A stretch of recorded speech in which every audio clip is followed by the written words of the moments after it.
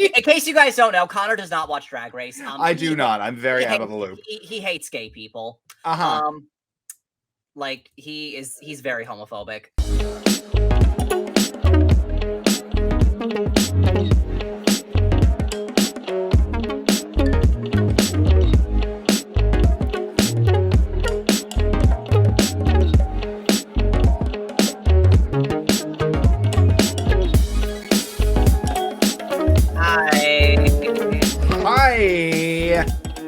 Hi, Cameron Van Buren. Is that a dated reference? No, well, actually, I don't know if Gen Z knows about that show. Gen Z probably doesn't know. Well, they probably don't. They don't know that Mackenzie Zales is a fucking liar. Yeah. Anyway, welcome. Shay Van Buren is a fucking liar. Mackenzie Zales is homecoming queen, part-time model. Head cheerleader, homecoming queen, part-time model. This has been a free ad for the most popular girls on school. Anyway, welcome back to Fruity Cereal. It's a free show to watch, so. Yeah, I missed that show. I wish they kept going. I don't know. I think it ended when it was supposed to. I think it absolutely did. The joke was getting a little tired after we found out that what's her name was actually from Montreal. Yeah. Oh God. Anyway, welcome back to Fruity Cereal. It is once again a beautiful Monday at 9 a.m. Yep. Kevin, how are you doing? I'm breathing. You're functioning. Yes. You showed up. That's kind of all we really need from. Oh God. Kevin, I want to wish you a very, very happy croissant day. Carl, you say croissant like a fucking asshole. Croissant. I fucking hate Carl Weezer. Oh my God. That was. What was your opinion on Jimmy Neutron when it was actually on the air? Did you watch the show? Yeah, I watched it. I definitely did watch Jimmy Neutron. I watched pretty much everything that was on Nickelodeon around that time. Okay. I thought that show was really good. The fact that it was a computer animated show coming up pretty regularly. I mean, I always thought that the computer animation was dated, like even for the time. Absolutely, but it had like a perfect little it had what it needed to be a success, you know. Like I'm not looking for Avatar Way of Water every week, you know. Yeah. Like, did you ever see that one meme where someone was like, I tried looking up one character from Jimmy Neutron. They Googled ugly kid from Jimmy Neutron, and Google decided to roast the whole cast. I did not see that. And it was like literally every character from the show. I mean, who do you think was the ugliest character on the show, like bar none? Probably that one little girl who had the Daddy's Little Girl shirt on. Daddy's Little Girl shirt. Yeah, she was like a background character. Did she have like a hat on and a butt? Yeah, she had like a hat on and Marcy. Her name was Marcy. Marcy? I'm surprised you know that. I know. Yeah, no, I remember her. I thought the ugliest character was Bolby. Yeah, but I think Bolby's like purposefully ugly. He's intentionally ugly because he's foreign. Like, yeah, which is like let's have that conversation right there. He's like from parts unknown, and he's got like a bulging eye. Yeah, they like made him like from like a made up country. Yeah, fuck, I used to know it. Like back in like Kazakhstan. Kazakhstan's a real place. Okay, oops. I just committed a hate crime. No, wasn't Bolby from like a fictional country? He was, and I forgot the name of it, but he used to say it all the time, like back in St. Olaf, sort of whatever. Yeah, I don't remember what it was. I don't know. How did we get talking about Jimmy Neutron? Mug of the day. Okay. Croissant. Oh wow, that is very, very keyed out. Okay, but it is Belle's dress. It is very difficult to drink out of this mug. I can imagine. It's got a lot of like lumps, bumps, and pockets that the liquid gets stuck in. Yeah, I can imagine that's hard to drink out of. Hey, the mug of the day is entering its performative era. I'm not looking for function. I'm looking for content. So this is actually the first time I've used this. It's like a Beauty and the Beast mug that's not chip. Like I don't have a chip mug. Can you believe it? You have that, but you don't have a chip mug. I do not have a chip mug. I got this for like He's $5. Literally a cup, Connor! And you know what? When I worked at Nondescript Theme Park, they constantly had like 2 different versions of the chip mug. They had like a fancy one that was like $30, and then they had like an everyday one that was like big, oversized, and the chip was like actually like painted on. It wasn't actually like cut out of the cup. So I had 2 opportunities to get a chip mug, and I never did. It wouldn't be very functional if it was actually like cut out of the cup. Drink out of the other side. Just do. What if you're what if you're right-handed or left-handed? I don't know. It doesn't matter. Handle it's on. Then get a different cup. Get a different cup. Okay. It's not the end of the world. Anyway. I mean, is it meant to be functional though? Here's the thing. I see chip and I'm not looking for function. I'm looking for aesthetic. So that's okay. Yeah. Fine. Sure. Okay, so I guess I should start with my news. Before you start though, can I tell you a story? Sure. The banner disappeared. I'm sorry. Sure, tell me a story. Okay, so literally like 5 minutes before we start recording today, I'm on my TikTok like I usually am, and I see one of my friends sends me a video like every now and then. She sends me 2 videos back to back. Now, this is my friend Mandy. We were roommates for a decent amount of time. The first video she sends me, it's like, what if Disney villains sang the song Flowers by Miley Cyrus? Cute video. The very next one is an advertisement. Not like, you know, like a video that's made by like somebody. It's like a company advertising their product. It's called Bruce the Goose. Kevin, have you heard of this? Is that the one? Is that that goose toy where you choke it? No, it's a giant oversized stuffed goose. And the video literally opens with no partner for Valentine's Day. Get yourself Bruce the Goose. Like, you can't see that at all. I can kind of see it a little bit. Your ultimate travel buddy and companion. I should probably mention Mandy just recently announced that she got engaged and decided to send me a video about like, wow, are you alone on Valentine's Day? You said, bitch, get a stuffed goose. Damn. Mandy, I'm not coming to your wedding. It was so out of the blue. I don't know why she sent me that video, but I'm taking it personally. Isn't she the one who kicked you out of your apartment? She had good reason to. Bygones are bygones. We're going to move on. Sure. Kevin has beef with a person he's never met before. I met her. Wait, that's right. You met her through the window of a car at Disney World one day. No, I met her at Sheila's wedding too. Did you? Yes, Sheila and Patrick's wedding. Here's the thing. I was so like involved with the shit at the wedding that I don't remember a lot of what happened. I was also having 3 panic attacks per minute. So, right. Okay. Anyway, you are now free to do your segment. I am sorry for bogarting. Okay. All right. So sounds gay. I'm in. Do. Okay. Le Tigre is going on tour for the first time in 18 years. Isn't that Mexican wrestler from Nickelodeon? No, that's El Tigre. What did you say? Also, wait, he's not a wrestler. He's a superhero. Okay. Oh, I'm thinking of Mucha Lucha. Yeah, you're thinking Mucha Lucha. Okay. Anyway, continue your story. You're getting your Hispanic cartoons mixed up. Anyway, so the seminal riot girl band Le Tigre, made up of Kathleen Hanna, J.D. Sampson, and Joanna, or is it Joanna or Joanna? Or I think it's Joanna. Joanna Fateman is reuniting to go on a North American tour for the first time in 18 years. The trio's last studio album was 2004's This Island, and they haven't released new music since the 2006 single I'm With Her, supporting Hillary Clinton's presidential campaign. The North American leg of the tour will kick off in Oakland, California, which will be hosted by the Pope of Trash himself, John Waters. The band will then hit the road and play other major cities like Seattle, Portland, Chicago, and Boston before ending their tour in July in Brooklyn, New York. The trio will also be playing section shows in Europe. TLDR, this news is TKO. Technical knockout. Sure, Connor. Let's go with that. I don't know. What is TKO in this context?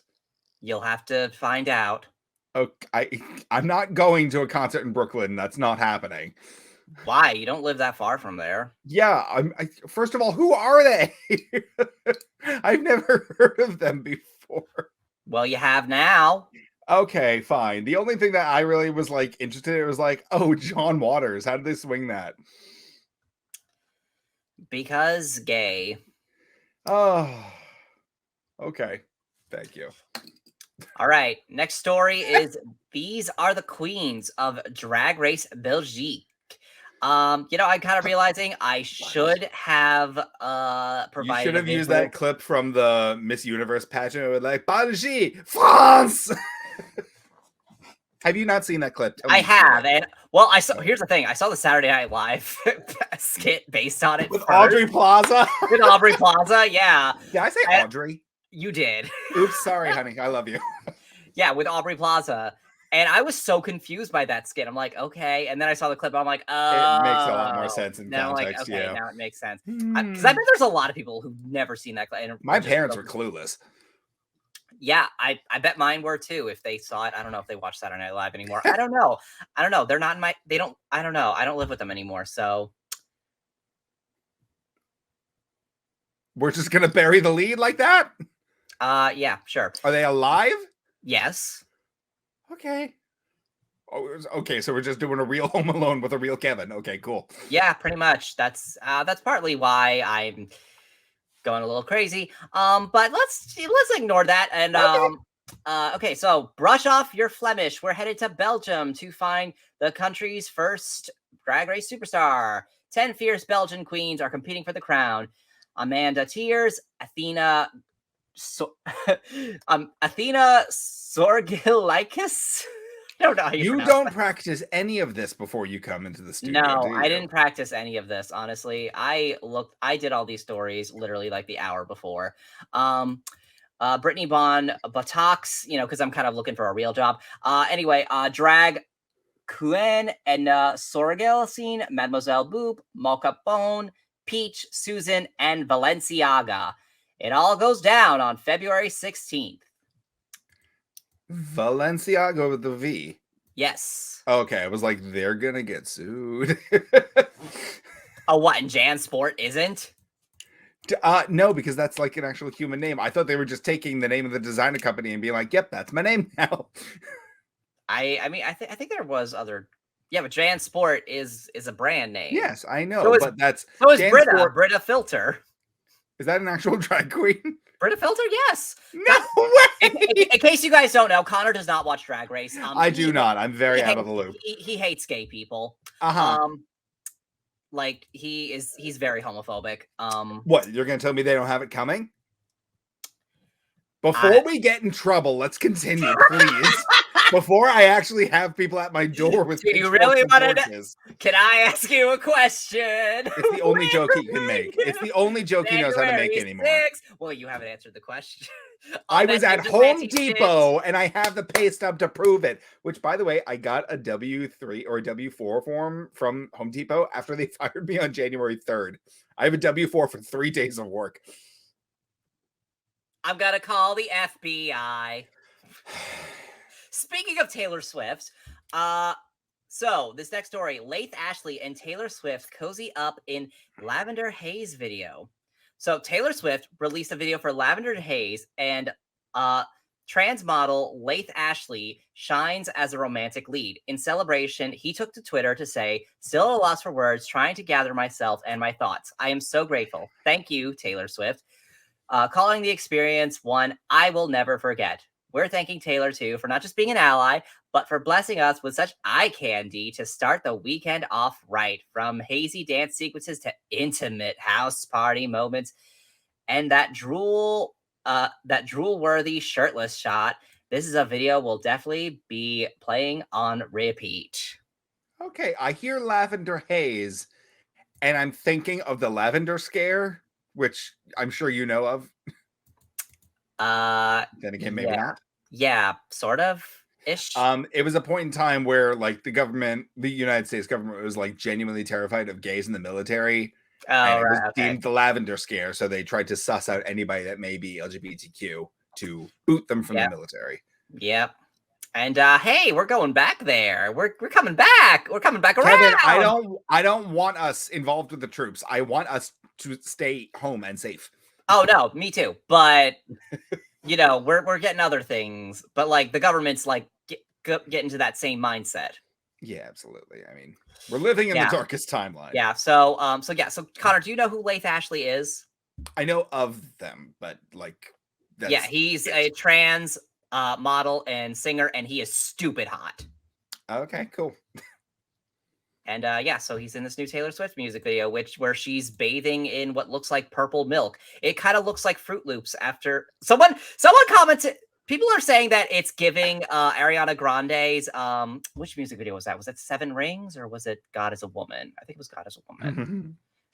But either way, I said it's giving Fruit Loops after you leave it out for an hour. I was thinking it's giving that watered down purple ketchup from Heinz.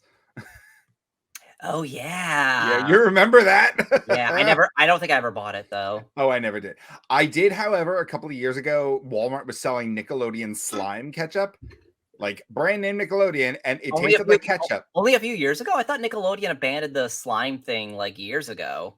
That's why I was like, what the fuck is going on? It was exclusive to Walmart. Is Nickelodeon even a thing anymore? It is, but it's a shadow of its former self.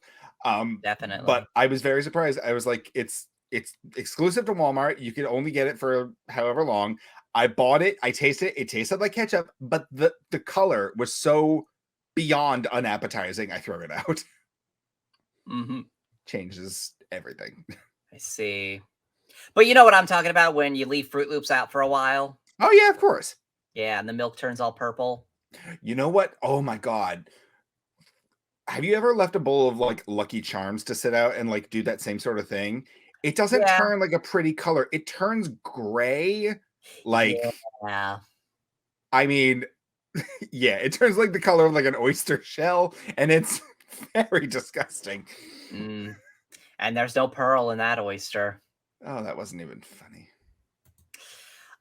So next story, boxer Christ Eubank Jr. wears rainbow armband in support of LGBTQ community at weigh-in. Okay, so British boxer Christ Eubank Jr. wore a rainbow armband while attending his weigh-in for his fight against Liam Smith. On January 19th, the two middleweight fighters participated in a press conference ahead of their highly anticipated match. While the meeting was tense due to their impending grudge fight, things took a homophobic turn when Smith made childish assumptions about Eubank Jr.'s sexuality. In response, Eubank Jr. effortlessly shut down Smith's anti-gay remarks by stating that his private life was irrelevant to boxing. A day after the disastrous press conference, Eubank Jr. showcased his support to the LGBTQ community when he sported a rainbow armband during the pre-fight weigh-in. We don't discriminate. We don't alienate. We want boxing and sport as a whole to be all-inclusive, Eubank Jr. tweeted alongside a photo of him wearing the armband. Very nice. Well, that's nice. That's very nice. Do you remember when we were in high school, whenever like October 11th would come around, they would give out like rainbow ribbon pins to like... And I was terrified to wear those. I was like, you're not catching me with that. I would not let anybody see me wear it. But then as I got like closer, like let's say my junior year, I was masquerading as bisexual and I was like, okay, I'll actually wear the pin. But the year before that, I had the pin like on my bag. It's like, I'm not actually wearing the pin. I'm just wearing it because I support the gays. And everybody's just like, sure, keep in mind, we went to, keep in mind to our listeners, there aren't any, we went to high school around like the late 2000s, 2010s. So like, you know, not everyone was out back then. So just for context. This was a point in time before gay marriage was legal in all 50 states. Yeah, it was before that. Man, we're old. God, we're old. Yeah, we're old, and I don't want old and tired, baby. You know, it's not that I'm old. It's that you know. Let's not get into deep stuff. Yeah, no, this isn't the episode we're gonna dive into that yet. Yeah. Okay. So, well, actually, got some bad news. Arkansas is edging closer to introducing a bill that would restrict drag shows. I'm not surprised. Yeah, remember what I said before? Legislation that would see drag shows classified as adult-oriented in the same way as strip clubs and adult theaters have been approved by the Arkansas state. Drag performances would also be prohibited from taking place on public property and would not be able to happen within 1,000 feet of churches, schools, parks, and libraries. Senate Bill 43, SB 43, was passed on January 24th in a 29-6 party line vote, which saw all 6 of the chamber's Democrats opposing. It will now head to the majority Republican House, where, if passed, will make Arkansas the first state to place these kinds of restrictions on drag shows. Okay, again, not surprised. Jesus Christ. Why do people care so fucking much? If you don't like drag shows, don't go to one. Because Republicans have no real answers for our real problems that we have. So they're just going to distract us by, sensationalizing something that isn't a problem to their base, because they know their base is bigoted against queer people. So that's what they're going to do. They're going to be like, hey, drag queens are grooming your kids. We should worry about that. Here's the thing. I do appreciate that they are making up a brand new problem that doesn't exist, instead of blaming queer people for existing problems. Could you imagine if there's a House representative that's like, you know what's causing this reception? Gay men buying Loungefly bags. I don't fucking know. I say that after having just got a new Loungefly mail today. I mean, there probably is a Republican senator who's saying that. Yes, the gay men are buying up all the makeup. Women, you should be angry. Fucking shit like that. Yeah. I do appreciate that they're making a new problem. They're probably saying that on Fox News too, but, I'm sorry, we call it Fox Entertainment in this house, so. Fox Entertainment. Pod Daddy has something to say.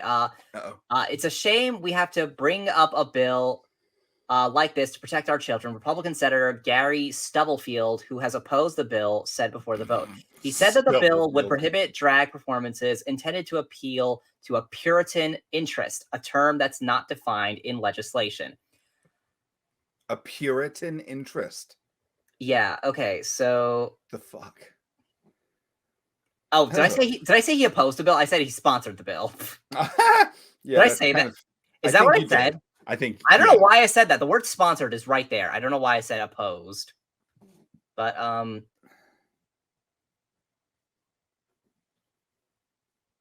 Jesus Christ. Oh God. Well, that's just delightful. I'm so happy we have to worry about that shit now. Yeah, it's just... It's drag shows have always been a thing. It's now that it's mainstream, it's now it's getting their attention. They're being like, but anyway, yeah. But meanwhile, anytime that there's an actual sexual predator exposed, Republicans, the right, not only just ignores it, but they defend them. They're like, hey, no, it's not right that Andrew Tate got arrested. Oh, it's not right that Justin Roiland got fired from Rick and Morty. Have you seen that photo of Andrew Tate being interviewed on what his conditions are in the prison that he's being held in? I haven't seen it, no. Oh my God. So he's describing it's terrible conditions because it is a Russian prison. It's no heat. I thought it was Romanian. It is. I'm so sorry. I did not mean to say that. It's very bad conditions. No heat. There's cockroaches, lice, and it's unfit. But then there's this photo of him. I have seen the photo. Looking Carrie White at the prom. Someone described it was like the kind of eyes you see in Eastern European gay porn. What a specific and awful thing to say. What the fuck? I don't even know what you're talking about. But what a horrible thing to say, Kevin. Eastern. Check hunters? No, I don't. Have you never seen Check Hunters or know about it? I'm gonna present you with a scenario, and you tell me if I'm correct. These are the guys that have a camera walking around a public park and being like, "Hey, you, show me your dick for money." And then the guy's usually just like, "No, I'm no fag." And then 3 minutes later, he's deep throating. Yeah, that's pretty much it. Yeah. Okay, there we go. That's Check Hunters. But it was recently revealed that it's all fake, it's all staged, which good. No. What? Are you telling me that I have been watching pornography where people are informed of what they're going to be doing on camera for money? No. I hate you so much. I love how you said that like it was breaking news. Like it's like don't make fun of kids for believing in Santa. Some people still believe in check hunters. Kevin, please move on, I beg of you. Okay. All right. So this last story is kind of it actually is a callback to a previous episode. Oh. M&M spokescandies have been put on. Actually, this is actually, you know what? Let's say this is actually artificial fruit flavoring. This story. I'm sorry. Okay. This story is artificial fruit flavoring. So let's get into that. Gay adjacent. Yeah. M&M spokescandies have been put on an indefinite pause after the brand's inclusive redesign. Well, quote unquote inclusive redesign. Right. What is this world we're living in? A year after M&M's candy characters got more inclusive redesign, they've been dropped. In a tweet posted on January 23rd, the Sweet brand explained they didn't expect the new mascots to break the internet. Talking about the changes, M&M said, "We weren't sure if anyone would notice, and we definitely didn't think it would break the internet. But now we get it. Even a candy's shoes can be polarizing," which was the last thing M&M's wanted, since we're all about bringing people together. So as a result, M&M's has decided to take an indefinite pause from the spokescandies and introduced actress Maya Rudolph as the company's new spokesperson. Back in 2022, M&M's launched their new character designs. The green character had gone from wearing booties to sporting a pair of sneakers that showcase her effortless confidence. Meanwhile, the brown M&M wore a new pair of pumps that were more of a sensible height. While many tease the brand, conservative figures like Tucker Carlson slammed the redesign for making the green and brown characters androgynous. Carlson, along with a number of other right-wing commenters, have long continued to mock the new M&Ms for their woke new look. I mean, the fact that they felt the need to comment on this at all is hilarious. But okay, two things. First of all, Maya Rudolph is going to be the new spokesperson, right? Kevin, when I read this, because I did read this whole thing that you're pulling up, I got my celebrities mixed up, and I was like, why are they bringing Maya Angelou in as their... Brother, Maya Angelou is dead! That's why I was confused. I was like, wait, oh, Maya Rudolph. That's a very different person. Got her. So I was just like, wow. But then it hit me. Kevin, this is very clearly a publicity stunt to hype up. Oh, yeah. It's a Super Bowl commercial. Yeah, definitely. Totally. Absolutely. Like, the M&M's characters are as iconic as you could possibly get for like a food mascot. They've been around for decades. And because they're generating so much controversy, it's free publicity. It's the best outcome they could possibly hope for. So I'm very excited to see what the Super Bowl hold on. Pod Daddy has something to say. Fox News host Tucker Carlson was particularly unnerved by the brand's fresh modern take on the character, seemingly complaining that the female candies, purple, green, and brown, lacked sex appeal. How can I eat this candy without a boner? Oh God, Kevin, no. First of all, like, I think it was... Okay, this definitely wasn't a trending audio. I'm just on the mentally ill side of TikTok. I saw a bunch of the green got her boots back, but now she's apparently a lesbian with the brown one, and they've introduced this obese purple one, and it was so funny because he's saying this with his whole chest.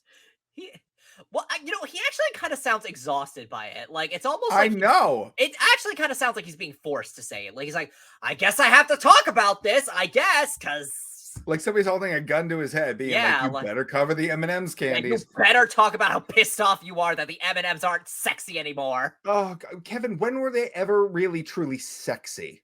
Mr. The green one, yes, I get. Yeah. Wait a minute. Oh, my God. Okay, so you you sent me that food theory video on like, are the M&Ms like engaging in cannibalism? Yeah. That's another thing for another day. But do you remember there was like a rumor floating around in like the early 90s, like late 80s? Well, you've been around for that long. That the green M&Ms were an aphrodisiac. Yeah, I remember that. So much so that they made a commercial with Cree Summer voicing the green M&M saying, "Who told you that? It's a lie." Do you not know this one? I do. I remember that. Yeah. I just saw the commercial. I was like, that's fucking Foxy Love. Like telling me that no. Yeah. Oh my God. It was so God. I mean, here's the thing. We clearly have opinions.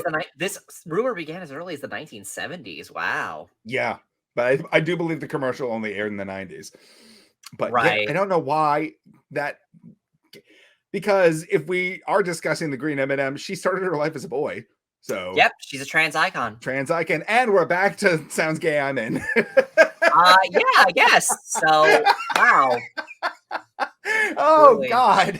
So yeah, I think that the M&Ms are the M&M spokes candies are gonna come back. Absolutely. There's no chance they're shelving them. I'm just you know what? They're probably gonna make them like just like all like super gay. Like, you know what? They're probably gonna it would be really funny if Mars. I'm very excited to see how Maya Rudolph plays into this, because to name drop a specific celebrity, and they probably will have her like present the candy, and then like all the M&M spokes candies will like break into the set and be like, "No, you can't replace us." Do you think we're gonna get a Maya Rudolph M&M in the same vein as the Lisa Rinna M&M? Maybe. I fucking hope that would be funny. That would be kind of fun. No, why don't they make Lisa Rinna M&M the new spokes candy? What's after like? God, I fucking hate that thing. It's so nasty. Anyway, please. What's after like, Connor? What's after like? Anyway, so that concludes my segment of Sounds Gay, I'm in. Thank you for ending on that one. That was an absolute delight. And yeah. Call back to the lesbian chocolate. Yep, lesbian chocolate. Are you ever gonna let me live that down? I'll let you live it down, but I'm never gonna let you forget it. Like It was just so fucking funny. It was, but you know, God. Would it be funny if that woman watches our pod? I want her on the show. Oh my God, we should. Speaking of callbacks, I don't remember what her name is though. Neither do I. I think it was Rachel something, but that just sounds like a very lesbian name. So talking about callbacks, do you remember like during the Halloween season, I brought up a story about something that happened to me at work about my coworker who made fun of me for being old? Yeah. Okay. So yeah, and you said on the podcast that you were gonna like throw her over the counter. Yes, because don't call me old. Yeah. So turns out this particular technician at my job has seen the podcast. Woo! And confronted me about it. Okay, what did she say? She said, "Hey, so like we're sitting at the counter, we're filling prescriptions and whatever." And she's like, "Hey, I saw you have a podcast." I was like, "Oh, yeah, I do. Did you watch it?" She goes, "Yeah, I did." I was like, "Oh, cool. Thanks for watching." And she goes, "Yeah, you were talking about me." Instantly shit myself. I'm like, "Uh-oh, I'm in trouble. She's going to meet me in the parking lot." Uh-oh, because I don't remember exactly what I've said. So I'm thinking, oh my God, did I mention you said you were going to grab her by her. You said you wanted to grab her by the hair and throw her over the counter. Yeah, I know. But here's the thing. I'm thinking like, okay, did I mention her by name? Did I mention where we work? Did I paint her in a negative light? It was a funny story. You definitely did that last part. It came off as a funny story though. But she's like heightening the situation because she thinks that she's fucking Kathy Griffin with her comedy skills. And she was like, oh yeah, I sent it to our boss, by the way. Now I've shit out my, like, everything else that's inside of me. I'm thinking I'm going to lose my job. Turns out she didn't do any of that. She's just trying to be funny. But I was like, when I tell you, like, legit full of fear for the rest of my shift. And Jesus. So if she's watching this one, I'll see you at work on Monday. Or today. Oh, God. Oh, God. But yeah, that was like, now I want to. Wait, what were you afraid that she was gonna do in the parking lot, Connor? Like, Connor, you're a 200-pound man. What was she gonna do? I'm a 280-pound man. I stand corrected. There you go. She could have a gun. I don't know. I don't know why she would bring it into the pharmacy, but I have a gun. For his Nutra special, he wields a gun. He wields a gun. Oh God. But yeah, so it was I want to invite her to be on the show to like give her side of the story now. I guess tell her side of the story. Why she called you old. I mean, we know why, because I'm older than her, but still the fact, oh God, I'm still not over it. Clearly, it's been months. Yeah, clearly. Anyway. She could have had a gun. I'm sorry, I forgot what country I live in. Yeah, really. I saw a news story today that said like California had its 6th mass shooting of 2023 already. Yeah. Sorry to bring the mood down, but that just pissed me off. Anyway, one more thing before we like go into my hyperfixation of the week, which I think you're gonna like. It's very fun. Okay. Kevin, do you remember? I sent you a thing a few days ago. You remember? I believe it was 2 episodes. We were talking about how I wanted to punch Lara Croft in the boob because she's a terrible person. Yeah, and I was like, well, make sure you're not punching the original one because then you'll slice your hand open. Exactly. Literally, I think one day later, it was announced that the Tomb Raider franchise is getting a crossover with like the weirdest game possible. Power Wash Simulator? Power Wash Simulator. Yeah. Cleaning the video game. Literally. And they're like, oh yeah, we're collaborating with like one of the most iconic like video game. Well, they're both owned by Square Enix, right? I think so. I'm honestly not sure. But yeah, that drops on January 31st as like free DLC for anybody that got the game. Kevin, I got the game. You got the game just to get the Here's the thing, I got the game just to get the DLC because I'm me. But then I started playing the game and now I'm playing it more than my other video games. Now I'm like apparently this game is like super like it's like really like what's the word I'm looking for? Relaxing. Like, it's satisfying. Satisfying. It's like it very much satisfying, is. Like, you know, because like it's a power wash simulator. And I was just like, I used to be young and fun once. I used to play, you know, Super Smash Brothers, Dead by Daylight. Now I'm fucking playing Power Wash Simulator and having the time of my life. Oh God. And you know what the best part I think is? There's no music in the game. There's just like background noise of like the water and like, you know, the nature sounds. So I've got like an audiobook going in the background. So I'm getting reading done and it's like, it's a fun game. Get the game. It's really fun. And the DLC for Tomb Raider drops on January 31st. So you can clean a T-Rex. Oh, wow. Right. You like dinosaurs, right? You want a power wash one? I guess. I don't know. Oh my God. But is it a chubby T-Rex or is it skinny? Don't apply your Eurocentric standards of beauty to her. How dare you? I'm not applying my Eurocentric beauty standards. I just want to know if it's scientifically accurate. It's from the Tomb Raider games, so probably not. Oh, okay. Lara Croft stumbles upon a valley of dinosaurs that have somehow managed to escape extinction. Yeah, that's based in reality. Anyway. I just like my T-Rexes chunky. Because that's the way they were. They were chunky. How do you know, though? Because scientists found like more of their skeletons that show like that they're never mind. It's all a bunch of we don't have to get into paleontology shit. Got it. Yeah. Okay. Shit. Oh God, that could be like a deleted scene from the podcast. You just going off on dinosaur facts for 20 minutes. Yeah, maybe. I don't know. Save it for the Patreon. Save it for the Patreon, right? Yeah. Oh God. Anyway, Kevin, so I want to jump right on into my hyperfixation of the week. This one was a doozy. Not quite in the same vein as like Rebecca the Musical, but that whole like, you know, history lesson I presented you with. Yeah. But this was something that I found myself, you know me, I'm very much like kind of a history nerd, really. Mm-hmm.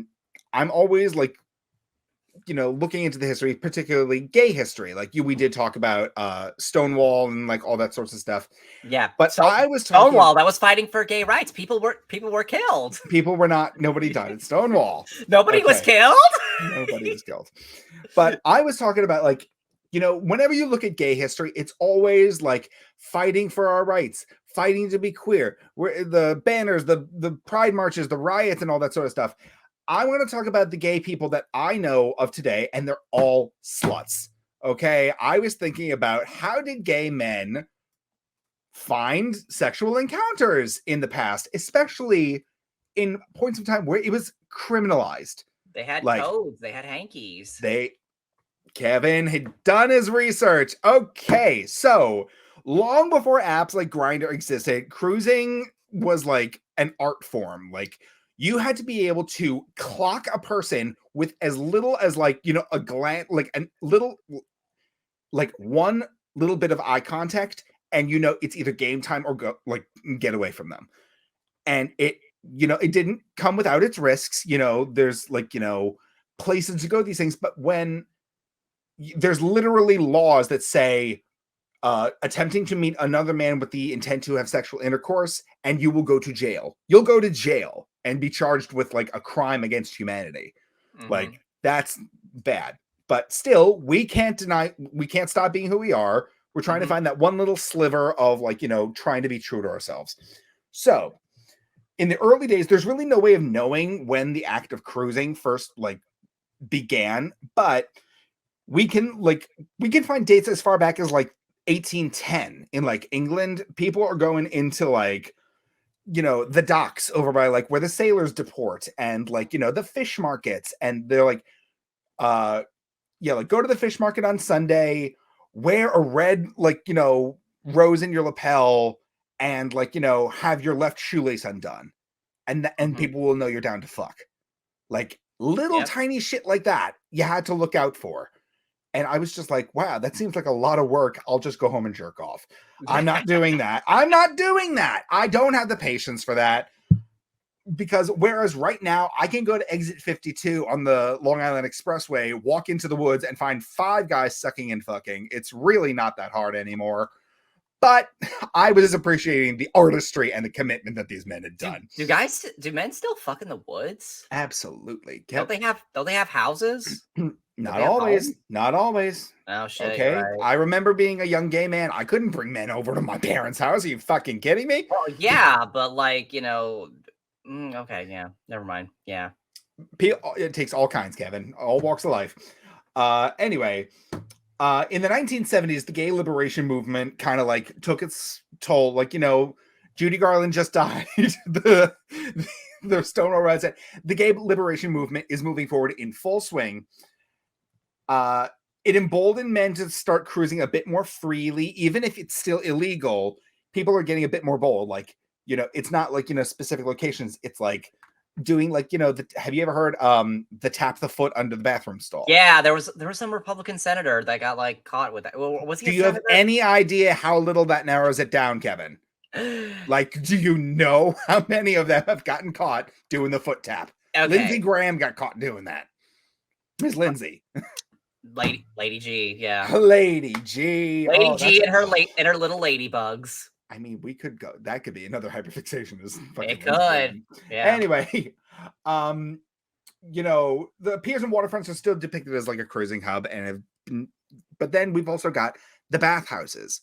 Like these are designated spaces. You go in, you pay your fee, you get a little key on like a rubber ring, put your stuff in a locker, walk around, do the baths, do the showers, do whatever it is that you're doing. And it's again, once again, an art form. Hey, we're running this legitimate business. We're treating it as a gym. You guys come and do whatever you need. The police would come and be like, hi, we're doing a raid of your place. Prepare to be inspected. They would say, gentlemen, we're being raided. Please cover yourselves. Like, you know, prepare to be inspected. And they would turn that place around. Like, you're not like in the old movies during Prohibition when they would like flip the whole room around so it doesn't look like a bar anymore. That's what bathhouses would do. But then I was again looking into like bathhouses of like the 70s. Kevin, did you know that Bette Midler, the divine Miss M, Winifred Sanderson herself, used to go to gay bathhouses in New York and hand out free condoms and lube to the patrons while singing show tunes? Yeah. You know what? I think I did hear about that. I think I did. This was a thing because that's kind of like what happened on in Rick and Steve, right? There was a bit that was kind of similar to that in Rick and Steve, where like the singer in the bathhouse. The singer in the bathhouse, yeah. Hot damn! There goes another man. Yeah, that was it. Yeah. I'm Steam Room Sally. That was her name. Steam Room Sally, yeah. But this was, when Bette Midler was doing this was like the height of the AIDS epidemic. It was literally death sentences for these men that got HIV and contracted AIDS and eventually succumbed to their illness. She was performing a very valuable and kind-hearted service. She could have just stayed home and watched TV. No, she went to the bathhouses and handed out condoms and lube because she is an icon. That is what she does. But when the AIDS epidemic first struck in 1981, many bathhouses are shut down because of the AIDS epidemic. It more or less killed everybody's libido. People aren't doing it as much, and it actually kind of killed the sex industry. Shops are closing down. The glory holes are closing down. The piers aren't as busy at night. Central Park is suddenly safer. It's like, snowball effect. But with the rise of education and learning about how to combat it and how to, prevent yourself from infecting or passing on infection, we came back full swing. And now you can find them at the push of a button with that fun little grinder noise that we all know and love. Yeah, but you got to weed through so many blank profiles. So many photos of just the chests. Or no photos at all. No photos at all. No photos at all. That's what I have here. I have a lot of just no photos at all. Right. But yeah, in my research into the art form that was the cruising era, Kevin, you already mentioned it. Let's talk about the hanky code. The hanky code, yes. The hanky code. Okay. I don't remember if you put it in one pocket, it means you're a top, and the other it's a bottom, but I don't remember which one was which. Pod Daddy, please. Don't make Pod Daddy look that up, please. Oh no, I did it for him already. Oh, Kevin, tag yourself. What is your hanky code? Oh my gosh. What we have here, it's a little faded, but I will be able to, I can't really read all of I can read them out for you because the hanky code, for those that don't know, this was a more or less relatively agreed upon list that most gay men knew. You had it memorized and you knew what it meant. So let's say I'm a gay man looking for sex. I'm going down to wherever the gays are frequenting. And I want people to know without talking to me, without saying out loud, what are you into? So I use the hanky code. Kevin, let's say that I am looking to I'm looking to bottom tonight. I'm looking to bottom, and I want to get into a little bit of bondage. I feel weird talking about this because my mom's directly above me on the second floor. So I'm just I'm in. Okay, so Kevin, I say I'm in a bottom bondage mood. Okay, so I am going to buy myself a handkerchief that is the color of gray. And I am going to put it in my right back pocket. That means I am fit to be tied. Okay, okay. I guess that's what that says. Again, this is I can upload a much clearer photo to our social medias, but I will be going. But you can see the colors. We see the color on the far left corner. The middle column is worn on the left, and the right column is worn on the right. Sorry, I'm having a hard time reading. I don't. One of the blue ones says pilot, flight attendant, or likes flyboys. Pilot, flight attendant. What are you talking about? The blue one. Okay, so I'm gonna read. Light blue means if okay, I don't see what you're talking about. I see it says likes flyboys if you wear it on the you are right. That is Blue Air Force. Yes, pilot or flight and likes. Again, that's how deep the hanky code went, specific fetishes. I'm thinking just Roy G. Biv. No. This has magenta. This has mustard. This has apricot. Kevin, fucking apricot. I'm gonna go to a store and be yeah, I need an apricot handkerchief. You got any of those? Which, by the way, if you are wearing apricot, you're either a plus size boy looking for some love, or you are a chubby chaser. But then you could also, Kevin, you could theoretically wear two handkerchiefs, look like you're sporting a whole pride flag in your pockets. This was it was just the fact that all of this really was like a thing that people did and did frequently enough. I thought it was absolutely amazing. But yeah. So Kevin, tag yourself. Which one are you? Let's see. I am gold right. Gold right. Ooh, one looking for two. Oh, Yeah. Kevin, you're disgusting. Yeah. Also, I love the implications of that. If you wear the gold on the left, you're two looking for one. I only have one pocket. Where's the second guy? I guess both of you have to wear that. I don't know. Me and my boyfriend Tom Thumb. He's in the pocket too. I guess both of you have to. I don't know. Right. So we could probably take the chart down because it is a little hard to read. I really can't read. Yeah. I don't blame you. But I will actually upload this to our Instagram, which you can follow at Fruity Cereal. Again, across all social medias at Fruity Cereal. But it just tickled me so much because of how specific it got. And this was something that men were actually engaging in. To the point where I actually have a senior gay, I shouldn't say senior, he's an older than me gay man who did participate in the hanky code in like the early 80s. And he's like, oh yeah, I've got this color, and da da da da. And I was like, holy shit. It was actually kind of impressive, if I'm being honest. Wow. But yeah, if you would like to know what your hanky code is, you can follow our Instagram at Fruity Cereal. Fruity Cereal. Oh, la, la, la, la. But that more or less was the hyperfixation of the week, talking about sex, baby. Let's generalize about sex. I don't know. Is there one song that's like from Crazy Ex-Girlfriend that's like, let's talk about sex or something like that? I don't know. There's the Sexy Getting Ready song.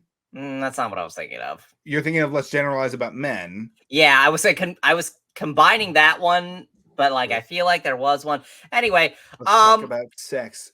Was it The Miracle of Birth by Paula? Maybe. I don't fucking know. Rip, rip, rip goes your vagina. I shouldn't say that. Lauren's about to give birth in like 20 days. Oh, no. Oh, God. Oh, my God. Lauren's about to give birth in less than like 20 days. Holy shit. Wow. The reality of that just kind of hit me like, holy shit, she's going to have a baby soon. Oh, man. A bundle of baby. Oh, God. Anyway. We're supposed to watch that Guillermo del Toro Pinocchio before this week. Did you do it? Were we? Do we agree on that? No, we didn't. I just told you to do it. I don't remember that. Either way, okay. So I didn't see it either. So we didn't miss out on much. Okay. So we're both good. Okay. We're good. You know what I did rewatch recently? I rewatched Spencer. Oh, the Kristen Stewart movie. Kristen Stewart, Princess Diana movie. Yeah, that movie's actually really good. Like on the second watch through. Actually really good. It was nominated for an Oscar. I know, but here, Kevin, we've already talked about this. It was nominated for multiple Oscars, I think. Kevin, we've already talked about this. I don't respect the Academy. I really don't. Yeah, I know. They had some pretty good choices for this year. Like, I mean, Everything Everywhere All at Once, like, is gonna sweep it. I sincerely hope it does. I really want to see that one succeed. The one that really kind of shook me was the fact that like something non-Disney might actually win Best Animated Feature this year. Yeah. The selection of Best Animated Feature, literally only one of them is Disney. The only Disney movie is Turning Red. And it's really funny because the last non-Disney movie to win was a movie that used characters that Disney owns. What movie was it? Spider-Man. It's the Spider-Verse. That was the last one to win that wasn't Disney. Oh my God. Yeah. I did not know that. Oh my gosh. That's the last non-Disney movie to win. And it's kind of technically a Disney movie because it's using characters that Disney owns. Well, I mean, Disney's not making any money off of it, but I mean, yeah, no, that's like okay. But like it's a Spider-Man movie and Disney owns Spider-Man, so it's like, but Sony owns the film rights to Spider-Man, so it's like yeah, splitting hairs there. Yeah. But this year, like a movie that Disney does not own at all. Well, I mean, I guess Disney owns Pinocchio, and Pinocchio was in 2 of the nominees. So Disney does not own Pinocchio. They own a Pinocchio. They own their version of Pinocchio. Yeah. I know. I'm splitting hairs there. Yeah, and we know that one didn't get nominated. Yeah, we know that. Yeah, that didn't get nominated for anything. Tom Hanks and his fucking like, God damn. Tom Hanks is his weird accent, and Oh no, wait, I'm thinking. Oh no, wait, I'm thinking about Elvis. Never mind. He was in Elvis? Yes, he was in Elvis. Kevin, I'm sorry, I didn't go see Elvis. Okay, I didn't get my Social Security check that week to pay for the ticket. Who the fuck was watching Elvis under the age of like 70? A lot of people were watching Elvis, Connor. Okay, I don't believe that, but whatever. I mean, I didn't see it, but a lot of people did. Oh God, I didn't see it. I mean, here's the thing. I don't like Elvis's music, but I thought the movie looked even worse. I did not know Tom Hanks was in it. Yeah, he plays his manager. Okay, if you say so. That the movie kind of dumped all of Elvis's problems on. Okay. Kind of blamed everything for. But here's to hoping that Puss in Boots wins Best Animated Feature. That was nominated? Yes, of course it was. Don't say of course it was. It just came out. I didn't think it was eligible. Connor, I said 2 movies featuring Pinocchio were nominated for Best Animated Feature. Pinocchio is in Puss in Boots? Yes. Okay. Very briefly, though. He's in it very briefly, but he is in it. All right. What did you think the second movie was? Did you think it was the Pauly Shore one? I did not think it was the Pauly Shore. I did. Father, when can I leave to be on my own? I did not. Whole world to see. Kevin, please. I did not think it was the Pauly Shore one. I didn't hear you correctly. I thought it was. Never mind. Shut up. Okay. All right. Before we wrap up, there's one more thing I wanted to talk about. Mm-hmm. Did you hear about this Julia Fox story? No. What happened? Okay. So Julia Fox. Okay. So someone on TikTok was like making a video about like how like I think someone made a video about like how saying like, oh, my boy, like, you know, oh, they liked my mascara so much that my girlfriend and her friend used mine without my consent. And Julia Fox commented on it being like, so what? And then they were like, oh, so you condone sexual assault? And yeah, your reaction is right. Your reaction is right. Wait, hold on. The video says, my boyfriend liked my mascara. Okay, I think it was like my girlfriend liked my mascara. So then her boyfriend and she both decided to try it without my consent. Yeah. So this is a metaphor for her? Sex. Yeah. Apparently, mascara was a TikTok user's code for sexual assault. And Julia Fox did not know that. And apparently she apologized for it, which and all of these TikTokers are like all these like young people are acting like it's so obvious. Like, how did you not know that? And yeah, your reaction's right. Your reaction is correct. Wait a minute. Hold on. I'm surprised you haven't heard about this story. Am I going to get canceled for not understanding this? No, that's the thing. You shouldn't be. Nobody should be because it's stupid. You know what I think? I think that these kids are just messing with her. I think these kids are just fucking with Julia Fox. I think that's what's going on. They're pulling a prank on her. That's probably what this all is. And okay. You know, it's shitty because Fox News is probably going to be like, oh, the millennials, they're so sensitive. They're doing this, that. And we're like, guys, this isn't us. We're in our 40s now. Come on. Yeah, really. Come on. I just have one more question. Who is Julia Fox? And on that note, this has been Fruity Cereal. Who the hell is Julia Fox? We'll be seeing you next week at 9 a.m. on the Empty the Bench Podcast Network. Make sure to drop a like on this video and comment on it. Maybe you can comment telling Connor who Julia Fox is. Please, because Kevin's clearly not going to fucking do it. Nope, I'm not going to, because we're out of time. Oh, Lord. You can follow Kevin. Where can we follow you? You can follow me anywhere at It's Kevin O'Lear. That's ITSKEVINOLEAR. And you can follow me also anywhere at Connor K. Fitz 92. Except YouTube. I'm not going to give you my YouTube. It's full of cringe shit. Okay, and you can follow Fruity Cereal anywhere at Fruity Cereal. Fruity like the food, cereal like the number. Where can we follow Julia Fox? Connor, Google is free. God damn it. What? Everyone, you can comment telling Connor where he can find Julia Fox. That's all I ask. Anyway. Yes. Thank you once again for joining us. I had quite a fun time. Thank you. Yes. Good night, tri-state area. Good night.